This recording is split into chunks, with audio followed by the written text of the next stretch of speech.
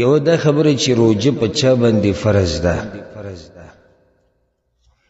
او دویمه دا خبره چې ولی فرض ده ځکه چې دا دوه اهم سوالونه یې روجه په چا باندې فرض ده او که فرض ده نو الله ولی دا روجه فرض کړې ده دا مسلې به بیان کو نو بیا به انشاءالله په دې کتاب کې د اولنی حدیث نه شروع کوو اول راځو دې مسلې له چې روجه په چا باندې فرض ده دا خبره یاد کې مختصر روجه په هغه انسان باندې په هغه شخص باندې فرض ده چې په هغه کې 15 شروط دي روجه په هغه چا باندې فرض ده چې په هغه کې 15 شروط دي اولنی شرط دا دی چې ان یکون مسلما دی به مسلمانی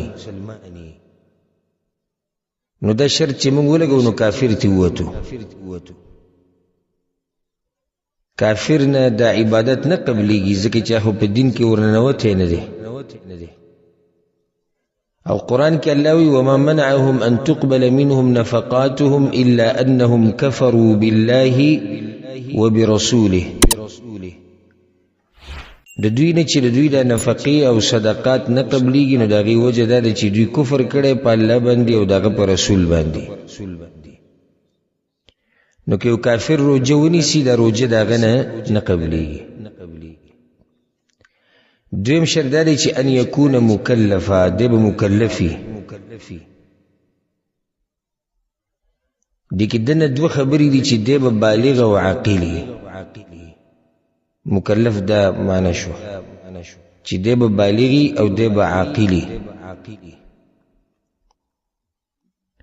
عاقل معنی چې عقل به کار کوي که لیونی نو لیونی نه خو قلم اوچت کړی شوی دی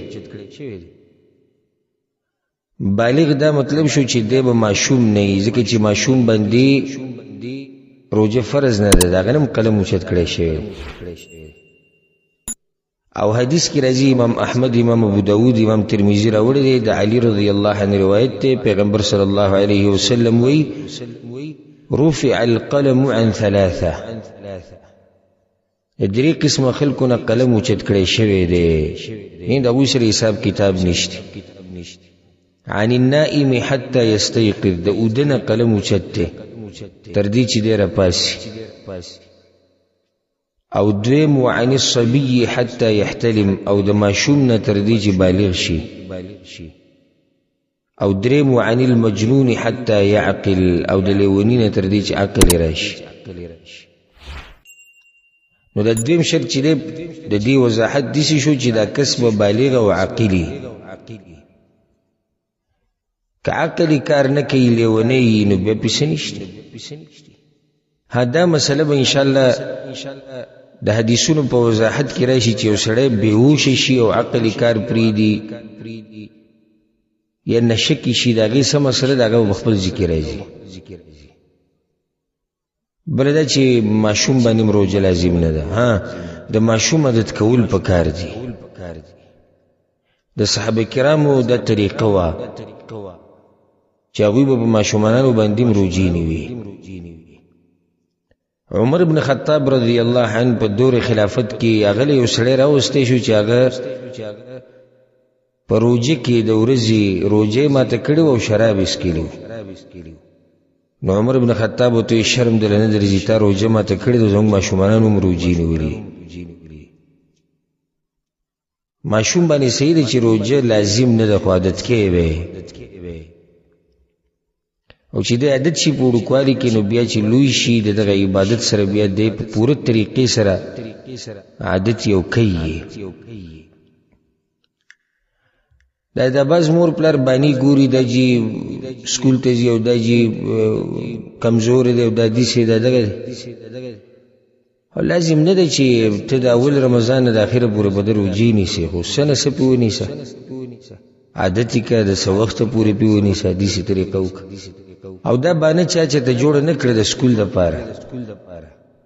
یا دا بانه چا جوړه نه کړه د مزدورۍ دپاره د دنیا دپاره دا بانه نشي وکړه ته جومات ته ځان سره راوله بس یاره د هغه خوب هم ګډوډي کمزور اونته کیم دی کوته روجي پیونی سبز د وینم کم د زیړ اونته کې دی دا خبرې براشتاټي کی نو به دغه لوی سړی جوړ شي لوی سړی د شپاړسو ولسو کالو په کیمیا او غوم روجي نه نیسي لا ماشوم دی جی روجي به پر شي نه نیسي وجدار چې التاغه پوړو کوي کې نه نیولې چر به داسې مشران به کیم شتي چې غویم ګره روجي نه نیسي د شتي په پښتنو کې دا زمونم چې پښتانه د روجي اهتمام ډیر کوي په نسبت د هغه قومونو چې کم د دوی په خواو شا کې دی الته عرب نه دوم ځکه چې عرب د روجي ډیر اهتمام کوي عرب زمونږ نم تکړه دي عرب نفلی روجي نیسي دوی په هفته کې د 2 روجو اهتمام کوي په میاشت کې د 3 روجو اهتمام کوي د عاشورا د عرفات روجه ذوالحجې په میاشت کې روجي د عربو عادت دی او موږ خو دلته لیدلي دي یو خو سړی د عربو په ملک نه نه خبر موږ لیدلي دي او بیا چې دوی کوم اهتمام د روجه ماتي کوي او کوم طریقې سره دوی خلک را بلی بیا دسترخوان ته وغیر سم په خپل سترګو لیدلي زه دا وایم پښتانه تکړه دي په نسبت د هغه قومونو چې دوی په خواو شا کې اوسېږي د هغه قومونو په نسبت بیا تکړه دي خو عام داسې نشو ویلی لکه ابولوس د مولا بیان مې اورېدو ډېره غلو یې وکړه او نن سبا داسې ډېر په منبرونو باندې ناست دي چې هغه دغه قصې بیانوي د خلکو صفتونه کوي دا مولیان به د خلکو ډېر خوښ نو هغه په دې بیان کې د ما په خپله واورېده وایي د پښتنو په شان قوم د ځمکې په دې مخ نشتی دوی چې څنګه الله بندگی کې دي چې څوک نه کوي دا اصولو ده تراشي زره د پښتنو جهالت خیم کړي ما سره کې نظر د پښتنو جهالت شمارم زره د خیمه چې په پښتنو کې څومره جهالت وسومشتي کله کې سړی وي چې پښتانه نه مثال کې په دې عبادت کې تکړه دي یا دې طریقې کې صحیح ده او دومره غلو هم کو جلمند په ټولو دنیا ورواړي داسې قومونه په دنیا کې اوسېږي چې حیران به شي ورته او داسې دیندار خلک اوسېږي نو د دې بعضو هغه مثال لکه هغه چیندخ چې کوی تولیدای او کنه ټوپو دنیا به دومره ابل چې ټوپو کنه ابل وګدنه پر دنیا به دومره هغه سړي دی نو چې کوی کې دنه اوسېدو نو باز خطیبان او مولیان مفتیان هغه دي چې هغه خپل ملک نه لیوتی بلکې خپل ملک پرې د خپل ملک کې دنم ټول علاقې نه دي لیدلې د دنیا د احوالو نه دی خبر د دنیا د اخبارونو نه دی خبر د دنیا د ملکونو نه د حالاتو نه د اوضاعو نه دی خبر بس دې د کوی چې د څنګه چې زما د کلی د چې به اوسېږم ټول دنیا د قشان ده نو دا څومره غلو ده پښتنو کې ما دا خبره کوله دي چې پکشتي مشران چې غورو جی نه نیسي دومره بيدینم پکشتي نو ماشومانان چې د وړوکوالي نه پروژه باندې عادت شي دوی چې لوی شي بیا دوی د عبادت په ډېرې ښې طریقې سره کوي دې سره دا مسله چې ماشوم بالغ کېږي کله نو درې نښې دي د هلک د بلوغ او د جنۍ څلور دي هلک چې بالغ شي د هغې درې نښې دي او د جنۍ څلور دي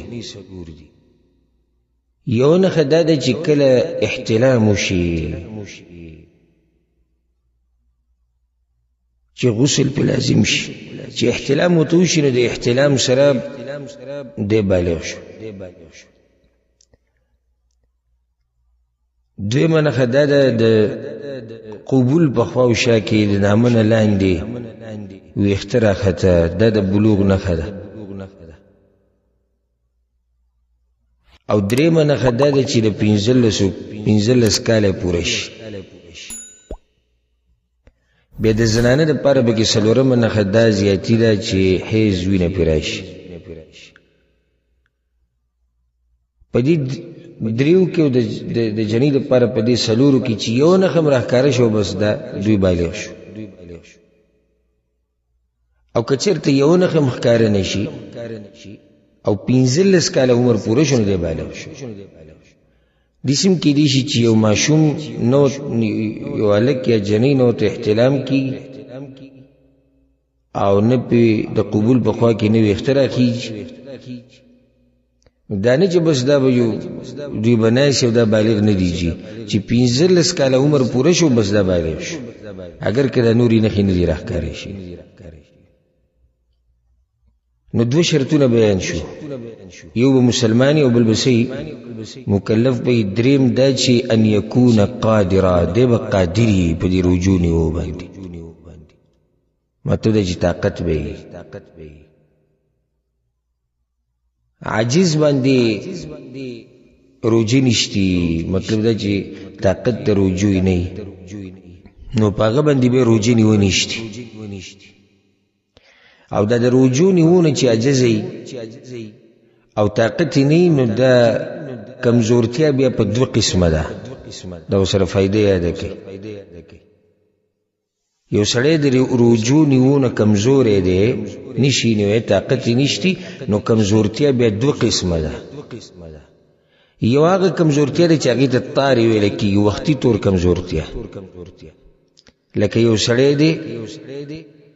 بیمار دی او بیماری وختي طور ده بیمار شو ډاکټر له لاړ ډاکټر ته ښه به شي یو څو ورځې بعد به ښه شي له دوایي نه خوره خو روجي مه نیسه تا له نقصان درکوي نو دی به بیا انتظار کوي چې کله ښه شو دا روجي به نیسي ومن كان مريضا او على سفر فعدة من ايام اخرى الله دا شمار به په نورو ورځو کې پوره کوي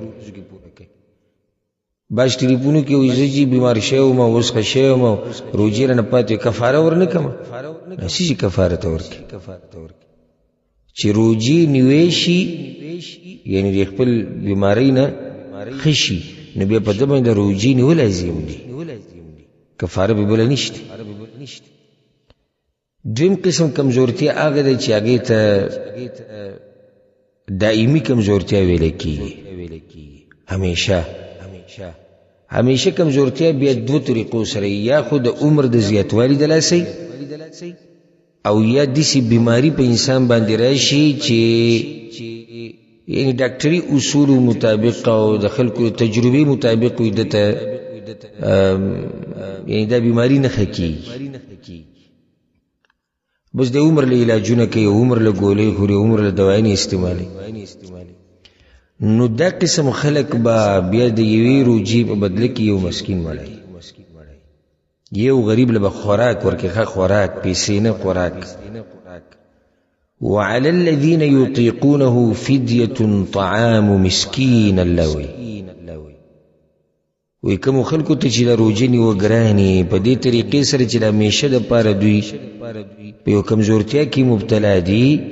نو دوی دی بیا د هرې روجې په بدله کې یو مسکین له خوراک ورکوي څو شرطه شو درې څلورم شرط دا دی چې ان یکون مقیما دا سړی به مقیمي مسافر بنی مسافر باندې روجې نه ده لازم مسافر باندې روجې نیوه لازم نه ده که پرېږدي نو بیا به وروسته قضا راوړي او اوس دا د هغه ځای بحث نه دی د دې خبرې بحث نه ځای نه دی چې موږ دلته دا خبره بیان کړو چې مسافر دپاره روجې نیوه غوره دي که نه بوزه کول غوره دي او په کم سفر کې او په کم کې نه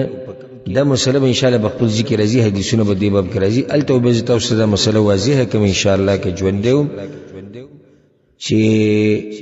مسافر دپاره روجه نیوه غوره دي او که نه نیوه غوره دي کوم یو کې اجر ډېر دی پنځم شرط دا دی الخلو من الموانع چې دا انسان به د موانعو نه پاکي موانع څه معنی ده یعنی هغه څه چې د هغې د لاسه په ده روجه منع کېږي نو دا شرط د زنانو دپاره خاص دی دا پنځم شرط د زنانو دپاره خاص دی هغه موانع څه دي څلوېښتي یا د حیض بیماري ځکه چې زنانه په څلوېښتۍ کې یا په حیض کې نو دې باندې روجه نیول څه دي حرام دي دا ټکی یاد کې روجې نیوه پې حرام دي بعض زنانو مبارک کې موږ نه تپوسونه شي دوی د حیا د لاسه روجې نیسي او نشي ویلی نه دا ګناه ده ګوره ګناه د حیض په حالت کې د سلوخي په حالت کې زنانه منکړې شوی د مانځنه او د روجو نیولونه دا فائدہ سره به یادول پکار دي چې که زنانه روجه نه نیولې خو د هغه انسان په مخ کې چې هغه روجتي او روجداري دغه په مخ کې د خوراک څښاک نه کوي دا یو ادب دی بیا